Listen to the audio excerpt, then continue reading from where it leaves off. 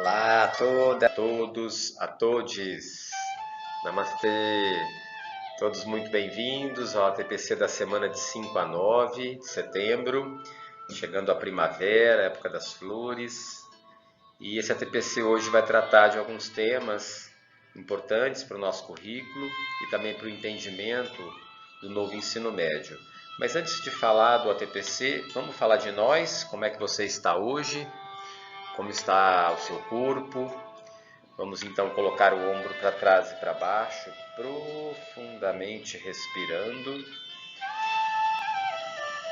Corrija a postura, respira, exala. E vamos profundamente fazendo o exercício de encher de ar e soltar o ar. Enche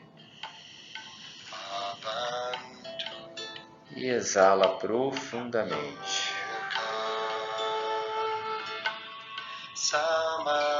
Lembrando que um simples exercício de respiração pode contribuir muito para a sua aula. O ponto de partida é esse momento de calmaria. A gente sabe que os alunos muitas vezes estão muito estridentes, a sala está muito agitada, então a gente começa criando uma relação não verbal com eles, produzindo um momento que é mais sensorial, né? Vai mais para o patos, vai para os sentimentos, para as sensações, para as emoções e também para acalmar um pouco e estabelecer uma relação de atenção conosco. O corpo é instrumento da mente, como diz o Rubem Alves. Então, nesse momento que a gente está trabalhando o teatro, é muito importante a gente trabalhar o corpo integrado à mente. Então, se a gente passar o bimestre inteiro sentado numa cadeira, a gente não atinge as habilidades essenciais propostas aí na orientação curricular do componente arte. Então, é importante, é fundamental que a gente crie novos espaços de aprender, onde o jovem e a criança possam experimentar as relações com o corpo e as relações com a criatividade, com a produção dramática, com o texto dramático, até mesmo na produção de um teatro de animação, de fantoche, o corpo tem que estar envolvido ali na apresentação do personagem. E para falar um pouquinho do corpo, eu trouxe aqui um ator negro que eu sou fã, é uma pessoa esplendorosa, tem uma trajetória na dramaturgia muito importante e que vem se destacando a cada ano com as suas produções. E vai falar um pouquinho para a gente sobre a importância do exercício do ator. Antes de produzir o espetáculo, a gente tem que se preparar como ator. Então tem vários jogos teatrais, exercícios de desenvolvimento dessa potencialidade que é o corpo, integrada à potencialidade criativa da nossa mente. Então, integração corpo e mente para a produção realmente de uma dramaturgia, de uma apresentação cênica de mais qualidade. Vamos ouvir esse ator que vocês vão se lembrar dele.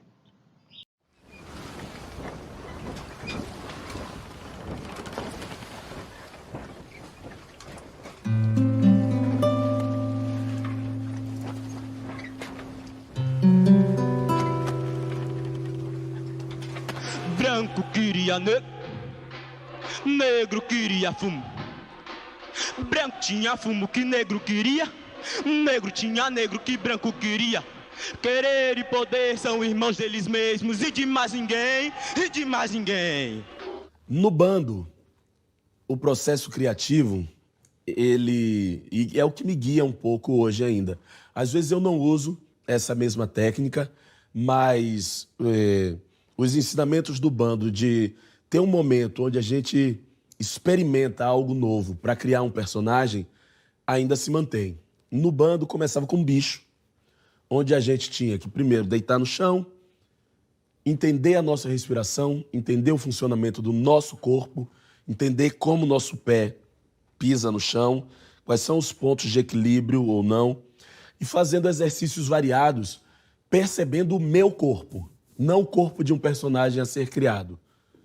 Depois disso, a gente entendia a nossa respiração, qual o processo de entrada e saída de ar, e a partir daí, o estímulo era todo criativo, de um bicho. Eu, curiosamente, às vezes usava animais existentes, bichos concretos como cachorro, gato, galinha, e outras vezes eu criava um bicho, um ser na minha cabeça, porque depois de um tempo nesse processo, eu entendi que eu podia fazer assim também.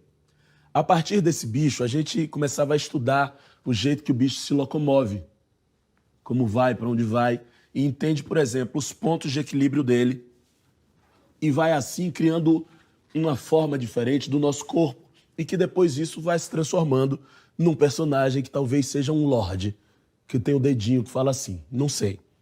Foi o que veio agora. Mas esse estímulo para se redescobrir, para se experimentar em outras situações, é muito importante. Hoje em dia, às vezes eu faço isso somente com o arco dramático. Através da trajetória do personagem, eu vou criando pontos de energia, pontos de tensão ou de relaxamento para assim começar a definir o personagem. Por exemplo, às vezes quando a gente fala assim do animal ou de um estímulo criativo que te proporcione alguma forma, algum posicionamento corporal e alguma emissão vocal, isso parece que são somente as coisas mais explícitas. Os personagens que têm uma aparência mais diferente da sua, mas não. No Homem que Copiava, eu tenho um ponto de tensão que veio desse raciocínio, mas que é uma coisa muito sutil. O personagem, na verdade, ele anda um pouco mais relaxado do que eu, porque ele é mais jovem do que eu e é um adolescente que ainda não tem domínio sobre o corpo dele e ele é inseguro. Eu passei a olhar para a casa da Silvia todos os dias. Sabia a hora que ela acordava e chegava. Um dia eu resolvi descobrir onde ela trabalhava. Mas o meu ponto de tensão é que eu inventei que ele era canhoto. Isso não é uma coisa aparente. Isso foi pra mim, foi pro meu universo criativo. Então, ao ter esse corpo meio relaxado e ter que pegar as coisas com essa mão, eu me lembrava do personagem o tempo todo. Não é meu hábito usar a mão esquerda, eu sou destro. Então, mesmo esse ponto que é tão sutil, que é particular, que é meu, me ajudava.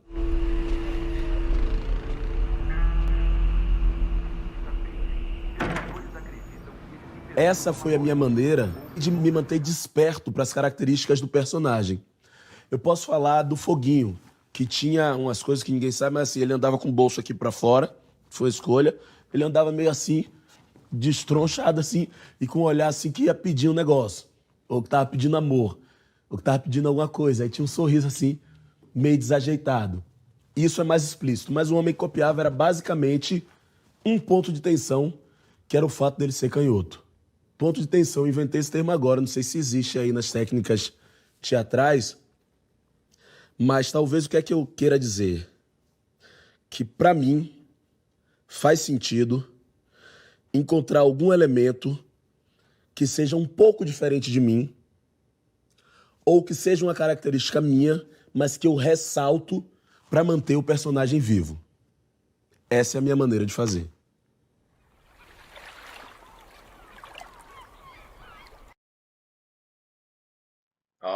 Vimos aí o Lázaro Ramos, né?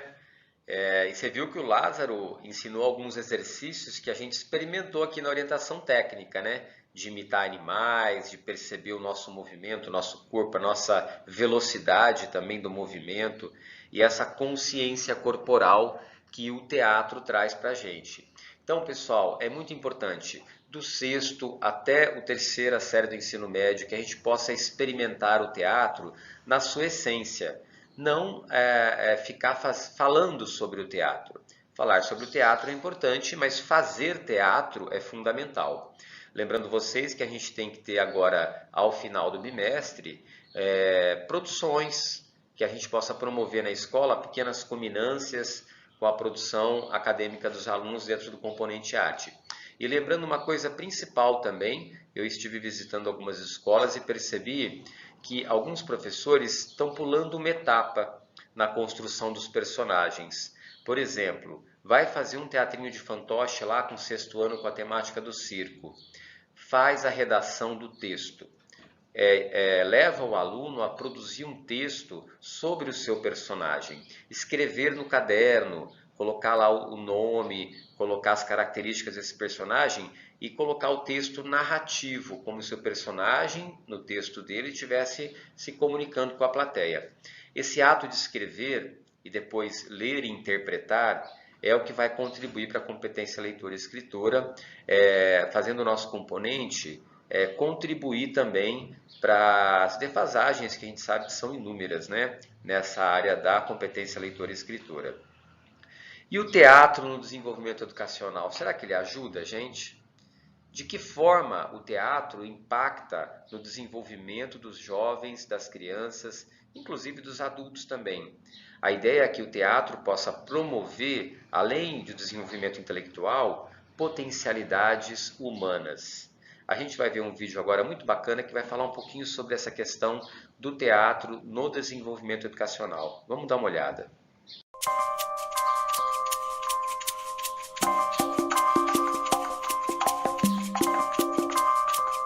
E hoje nós vamos falar um pouco sobre a importância do teatro na escola. Teatro, que deriva da palavra grega theastai, que é ver, contemplar, e tron, que é lugar, né, aonde acontece, ou seja, lugar onde acontece, né, onde se vê as coisas.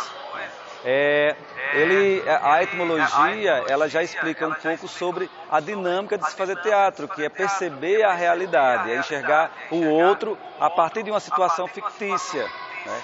Então, isso contribui para que a criança desenvolva o seu potencial imaginativo e contribua para os seus questionamentos, na sua formação cognitiva, né? Ela começa a questionar o mundo a partir de situações implícitas ou explícitas em cenas teatrais, onde ela vai interpretar a realidade a qual ela pertence, né? Então, é importante que a criança passe a ter contato, a vivenciar o universo mágico do teatro desde cedo, porque ela vai aprender não só a se comunicar com o outro e com o mundo que a rodeia, como também vai tentar se reconhecer, né, a si própria como objeto construto desse meio, né? Então, o teatro ela facilita essa compreensão de mundo e ela ajuda a criança a criar um vínculo, uma ligação prática com os outros, né, com os objetos e com as personagens reais a partir da sua própria imaginação, a partir de personagens fictícios. Como também ajuda na decoração, né, ajuda a decorar a sonorização, né, e a questão linguística implícita desses textos. Então, de forma muito importante, o teatro contribui para o processo cognitivo e a formação pessoal e psicológica, sociocognitiva dessa criança.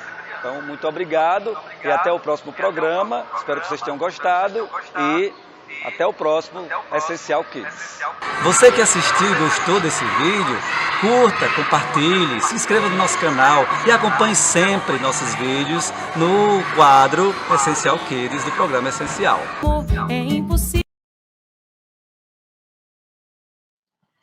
A gente viu então aí no vídeo do Essencial Kids a importância do teatro no processo cognitivo das crianças e dos jovens. Então a gente pode aprimorar a questão linguística, aprimorar as relações socioemocionais e a relação do jovem e da criança com o eu e com o outro. Então melhora as relações interpessoais também.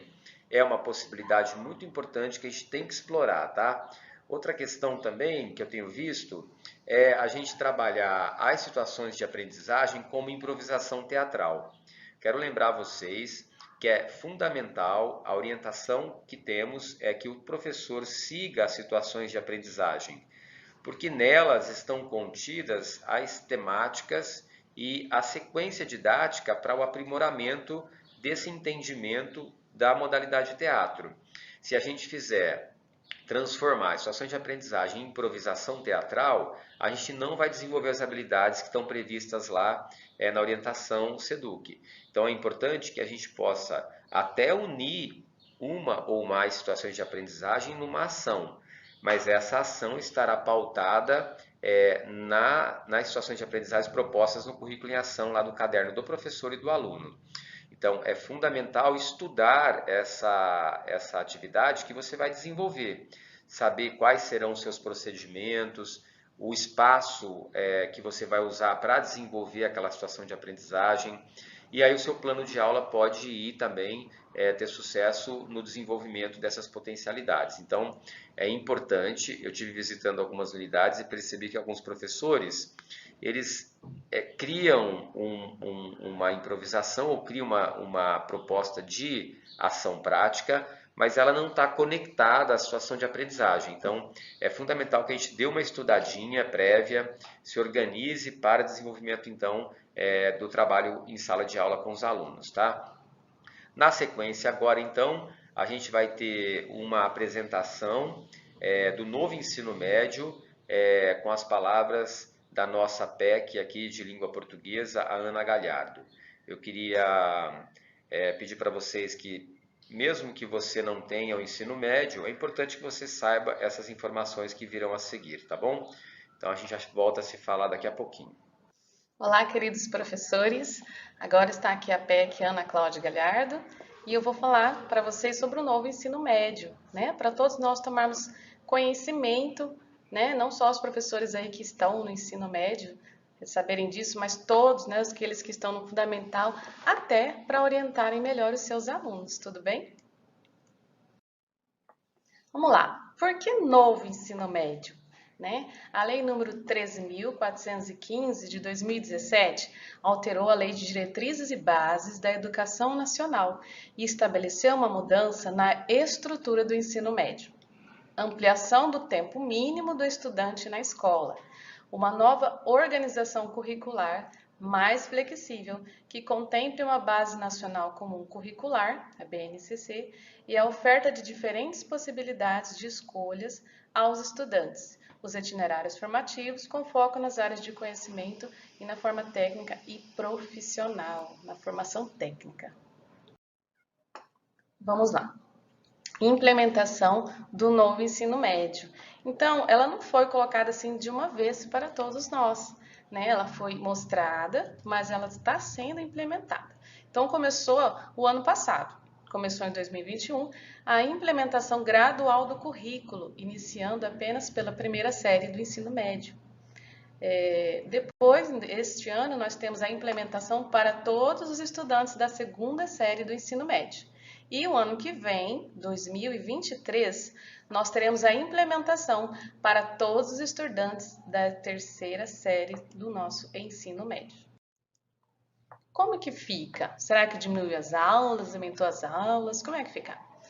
Sobre a carga horária, horas por ano. Então, na primeira série, nosso aluno tem 900 horas da formação geral básica e 150 horas do itinerário formativo, mas aqui são os componentes do Inova, né, que todos nós conhecemos.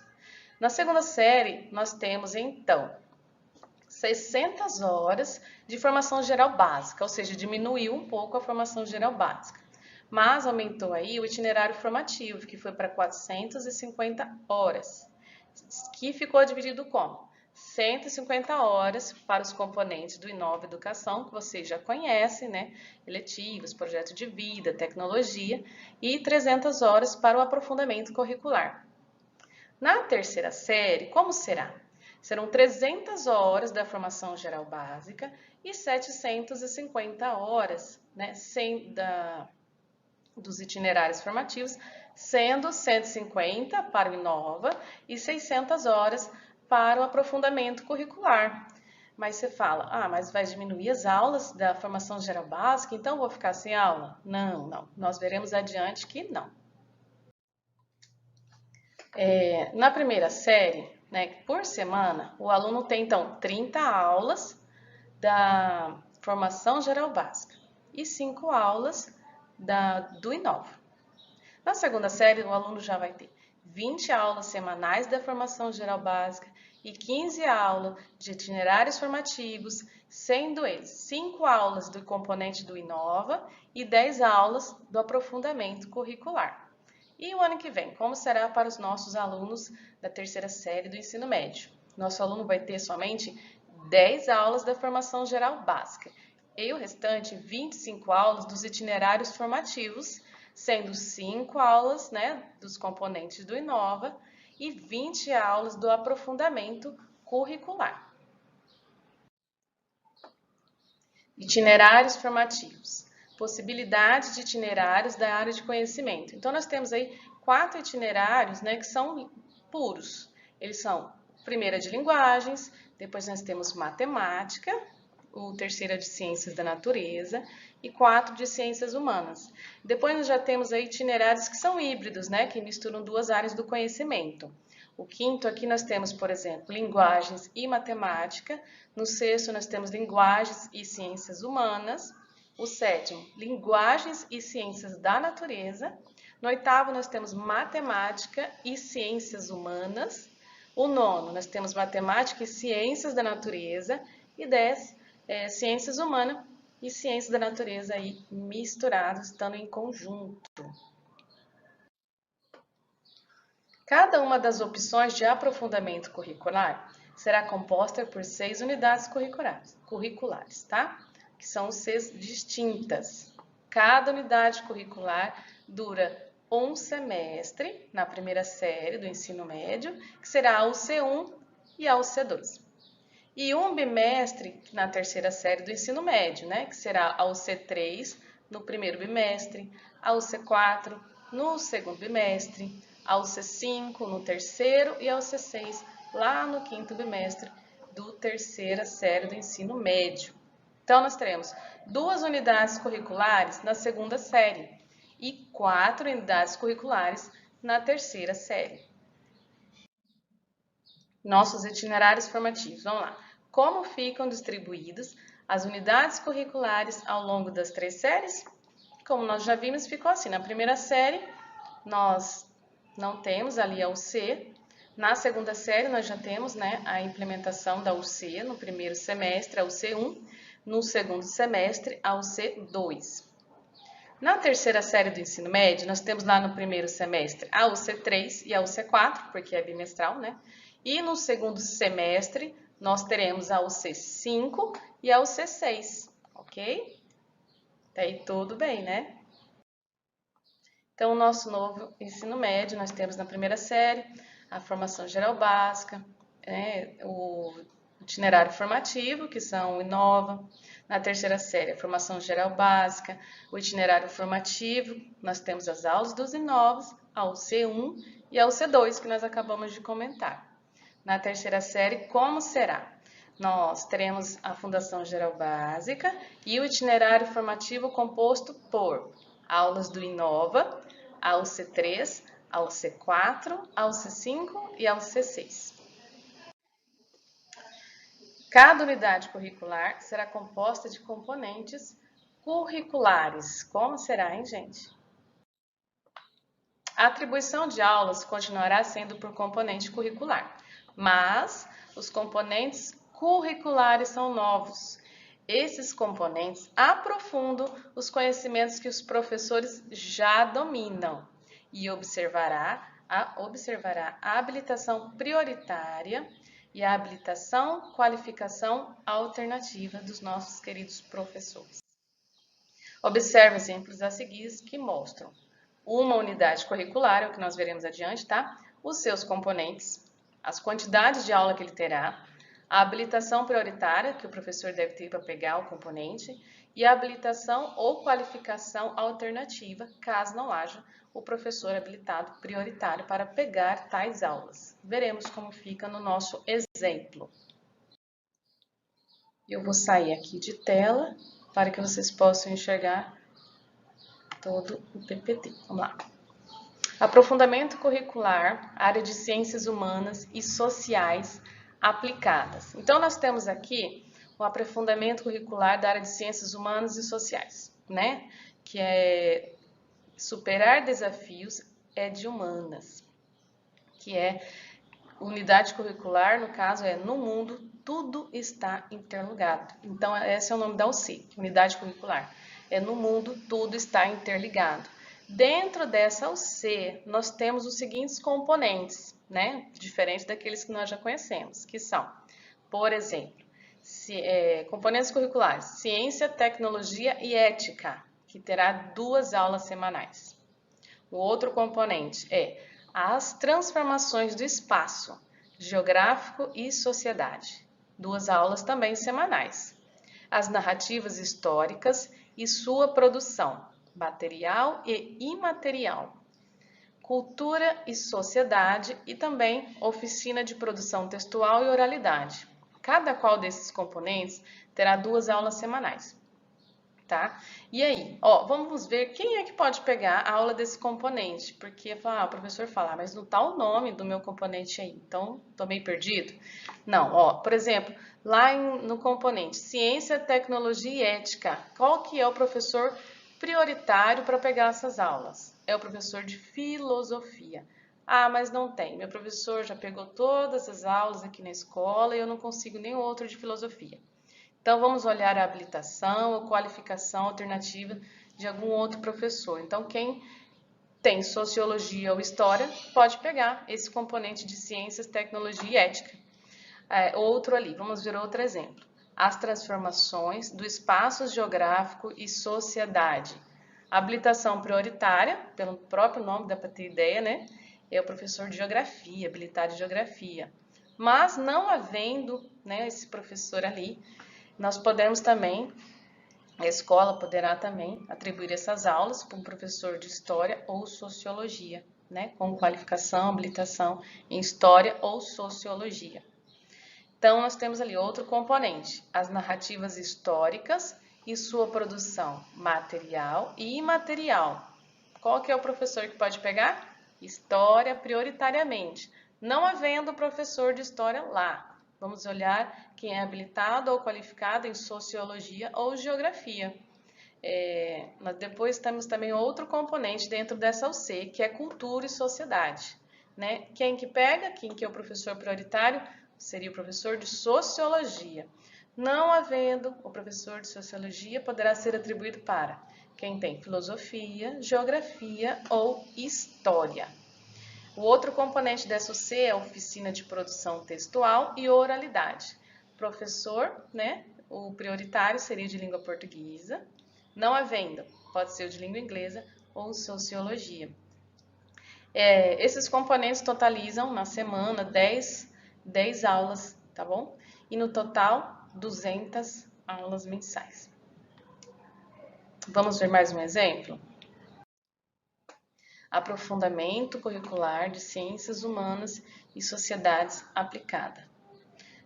Vou ver aqui agora o C2. Pessoal e coletivo, repense suas atitudes.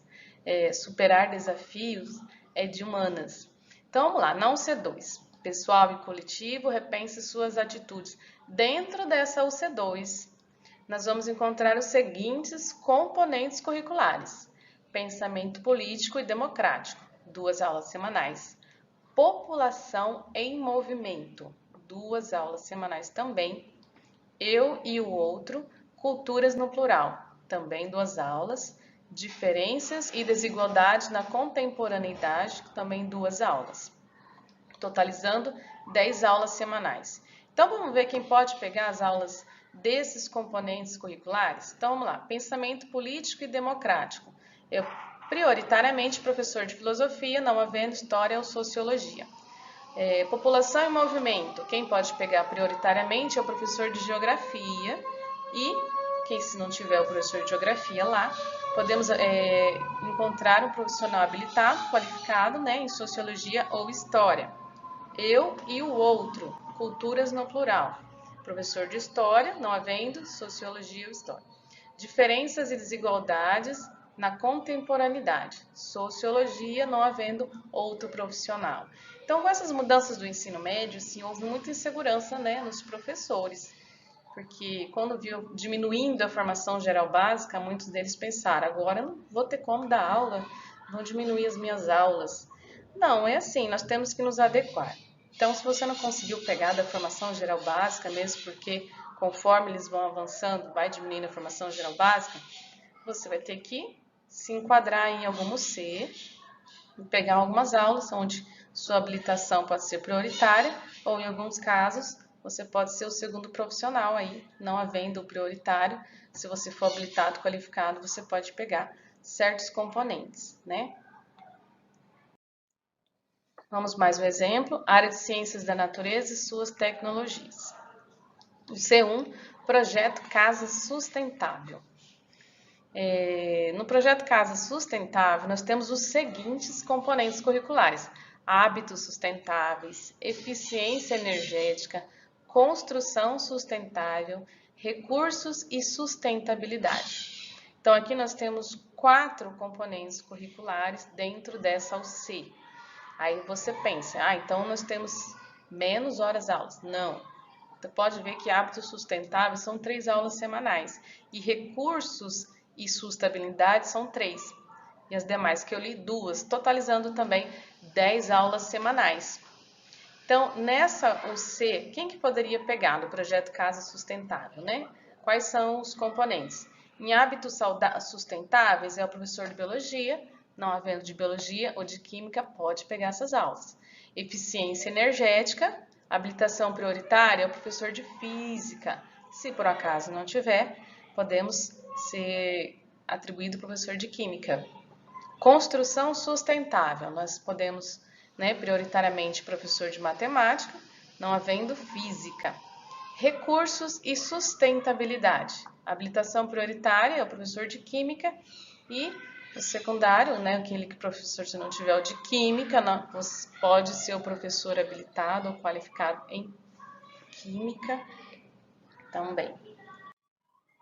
Novo ensino médio. Como fica para o nosso aluno as frequências? Vamos ver? O rendimento, a aprovação, recuperação e retenção. Vamos ver brevemente como fica, para que todos nós tenhamos noção, né? Novo ensino médio, nós temos a frequência.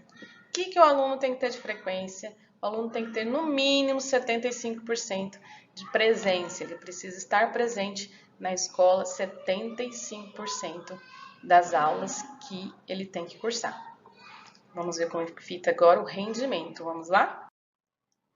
O rendimento vamos ver como é que fica o rendimento na formação geral básica, no itinerário formativo, que são os aprofundamentos curriculares, e vamos ver também o rendimento no itinerário formativo nas aulas do Inova.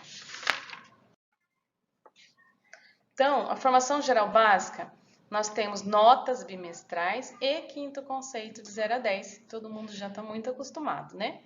Nota menor que 5 em até 3 componentes, como fica? O aluno é promovido parcialmente, ele tem participação no projeto de recuperação com duração semestral, concomitante às atividades regulares. E aí tem toda uma explicação, né? Turmas com até 40 estudantes, independente da área em que está a recuperação, 4 professores, um de cada área. Aqui embaixo nós temos alunos que estão com nota menor que 5 em mais de 3 componentes. Aí ele fica retido parcialmente, mas ele fica classificado na mesma série do ano letivo subsequente. Itinerário formativo, aprofundamento curricular, notas bimestrais de 0 a 10. Final, quinto conceito. E como é que é a menção, né? Será que é nota? Nós temos aí o AT, o AS, o AR e o AI. O que é isso? AT é aproveitamento total, é assim que vai ser dada a nota, né? A menção. O AS é aproveitamento satisfatório. O AR é aproveitamento regular. E o AI seria o aproveitamento insatisfatório. Lembrando que não há retenção por rendimento, apenas por frequência, né? E o aluno cursa a UC em regime de recuperação, ok? E no itinerário formativo do Inova, nós temos também menções bimestrais, que são elas o engajamento total do aluno, o engajamento satisfatório e o engajamento parcial. Né? Lembrando também que não há retenção por rendimento, apenas por inassiduidade, ou seja, o aluno não compareceu os 75% que eles tinham que comparecer, então ele fica lá com a retenção, tá? Mas não por essas menções, só se o aluno faltar muito, ok? Então, hoje a gente quis dar um apanhado, né? Também sobre o novo ensino médio, para que todos vocês tenham conhecimento, tá? Tanto os professores do ensino fundamental, como os professores do ensino médio, porque vocês também precisam saber e conhecer para tirar as dúvidas dos alunos de vocês que vão chegar lá no ensino médio, mesmo que hoje eles não estejam ainda, ok? Então, um grande abraço a todos e vejo vocês na nossa próxima TPC daqui umas 2 semanas. Abraço a todos.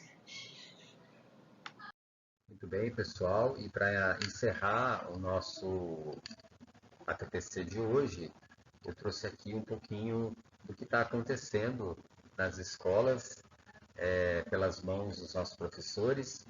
Eu trago aqui as boas práticas e as evidências da Marley, lá de Ilha Solteira, da Escola Arno Hauser, e também as evidências da professora Fabiana, da Escola Paulo Graça Bonilha. Dê uma olhadinha para apreciar esse trabalho fantástico que elas, e tenho certeza que muitos outros, estão executando nas suas unidades escolares, tá bom? Grande abraço.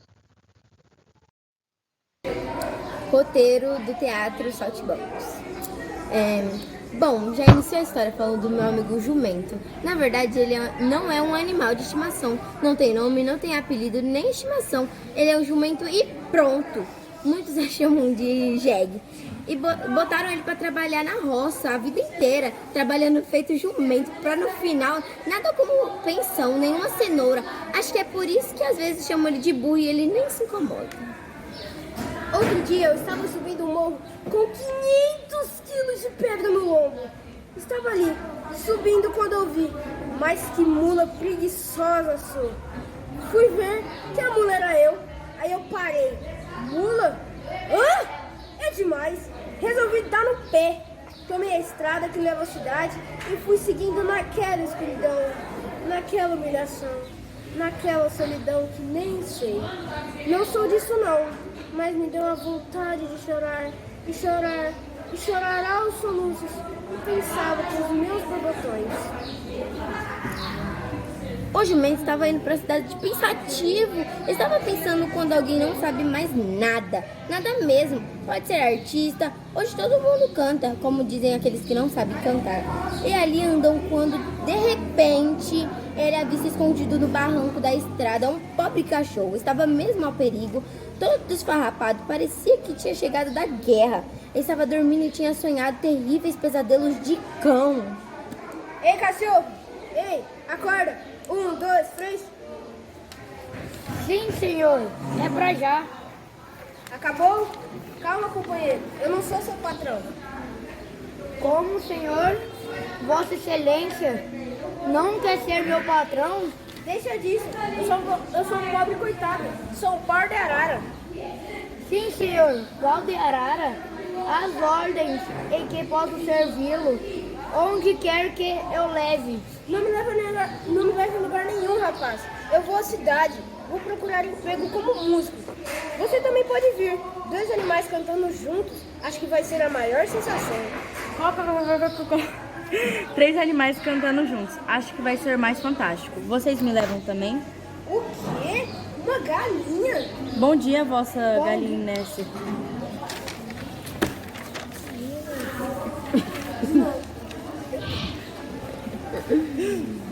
Có. Vamos. Como vamos, companheiros? Já vi tudo. Você também fugiu, né? É? Como não? Por quê? Não consigo mais botar ovos. Bom, já que você quer ser uma cantora, pode entrar no nosso conjunto. Afinal, para uma galinha até que você é bem apanhada. Sabe, cachorro?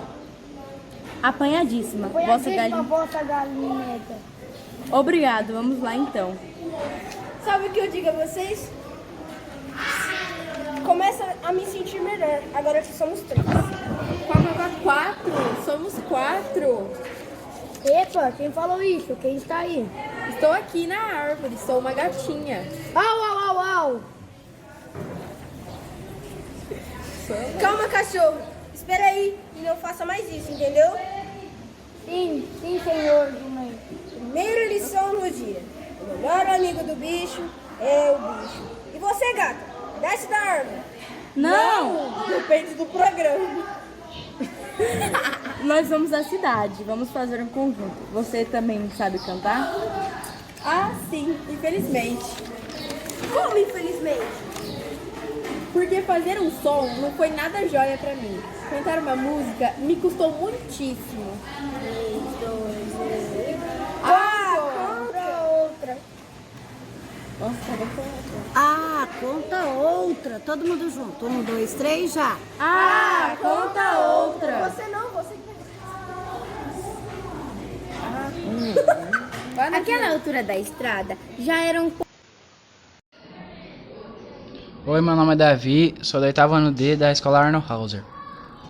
Estou aqui na sala de leitura, na seção de arte e teatro. A nossa sala vai fazer uma peça, então eu li Romeu e Julieta, que é o livro que escolheram para fazer a peça.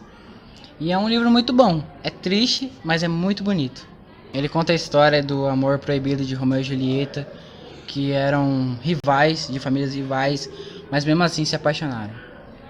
Se você quiser saber mais detalhes sobre o livro, é só você vir aqui na sala de leitura e pedir pro Thiago te dar o livro.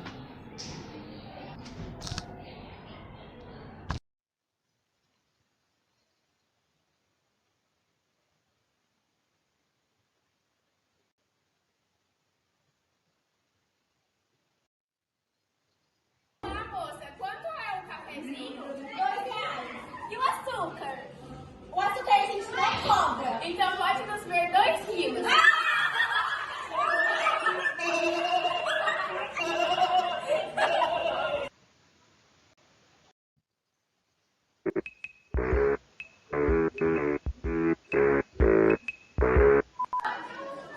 Olá, quanto é o cafezinho? R$2. E o açúcar? O açúcar a gente não cobra. Então pode nos ver.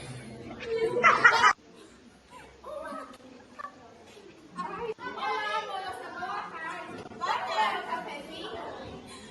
Ai, gente, esqueci, volta. Olá, moça, quanto é o cafezinho? R$2. E o açúcar? O açúcar a gente não cobra. Então pode nos ver 2 quilos.